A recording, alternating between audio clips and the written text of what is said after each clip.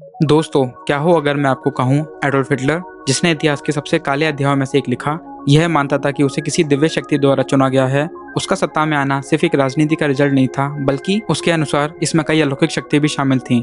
Hitler बस एक तानाशाह नहीं था, वह गहरी रहस्य, गुण विद्या और भाग्य जैसी अवधारणाओं पर यकीन रखता था। वह मानता था कि कोई दैवीय शक्ति उसे मार्ग दिखा रही है। यह विश्वास उसकी नीतियों, युद्ध रणनीतियों और यहाँ तक कि अंतिम दिनों को भी प्रभावित करता रहा। लेकिन आखिर हिटलर किस शक्ति पर विश्वास करता था? क्या वह खुद को भगवान द्वारा चुना गया मानता था, या उसके यकीन कुछ और ही अजीब थे? आइए इस रहस्य को खोलते हैं। मैं हूं आकाश और आप देख रहे हैं वर्ल्ड बाय आकाश, जहां हम इतिहास के छुपे हुए पहलुओं, रहस्यमयी घटनाओं और अनकही कहानियों को उजागर करते हैं। अगर आपको इतिहास में दिलचस्पी है तो चैनल को सब्सक्राइब करें, बेल आइकन को प्रेस करें ताकि हमारी कोई भी रोचक वीडियो आपसे मिस ना हो।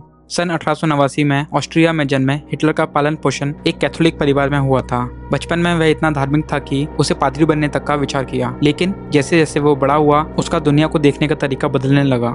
जब उसने अपनी कुख्यात पुस्तक मैन काम्फ लिखी, वह तब भी भगवान का जिक्र करता था, लेकिन किसी नॉर्मल तरीके से नहीं। वह अक्सर प्रोविडेंस शब्द का उपयोग करता था। इसका मतलब है दैवीय इच्छा, जिसे वह एक अदृश्य शक्ति मानता था जो उसे बचा रही है और एक विशेष उद्देश्य के लिए उसे रास्ता दिखा रही है। उसका यह विश्वास कई और घटनाओं से मजबूत हो गया। जैसे प्रथम विश्व के दौरान एक ब्रिटिश आर्मी के पर्सन ने हिटलर को गोली मारने का अवसर पाया, लेकिन उसे किसी कारणवश उसे छोड़ दिया। बाद में हिटलर ने इसे प्रोविडेंस का चमत्कार बताया, यह मानते हुए कि उसे किसी विशेष उद्देश्य के लिए बचाया गया है।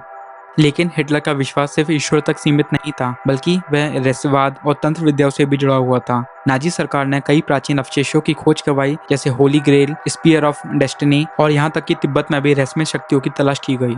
हिटलर पर सबसे ज्यादा प्रभाव थूल सोसाइटी नामक एक गुप्त संगठन का पड़ा, जो आर्य जाति को एक दिव्य नस्ल मानता था। इस संगठन के अनुसार कुछ प्राचीन रहस्यमय ज्ञान थे जो सिर्फ कुछ लोग जानते थे।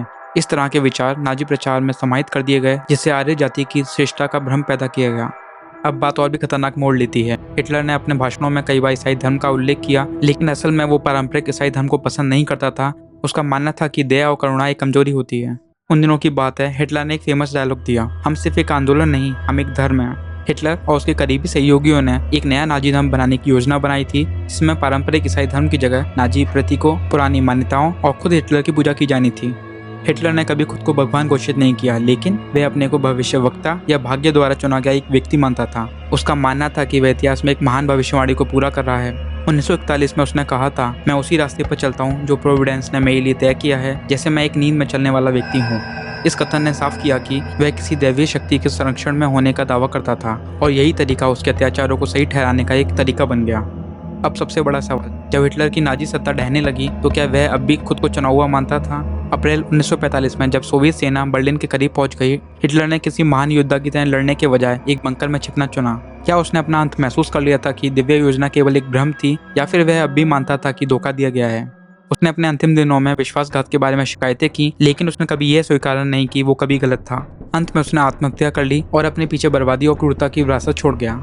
हिटलर का दिव्य शक्तियों में विश्वास सच्ची आस्था से अधिक एक प्रचार था। उसने धार्मिक विचारों को तोड़ मरोड़ कर अपने हित में इस्तेमाल किया, खुद को चुना हुआ व्यक्ति घोषित किया, और अंत में भाग्य ने उसे पराजित कर दिया। तो आप क्या सोचते हो, क्या हिटलर का विश्वास सिर्फ एक इल्यूजन था, या फिर सच में उसने कुछ अलौकिक शक्ति को महसूस किया था?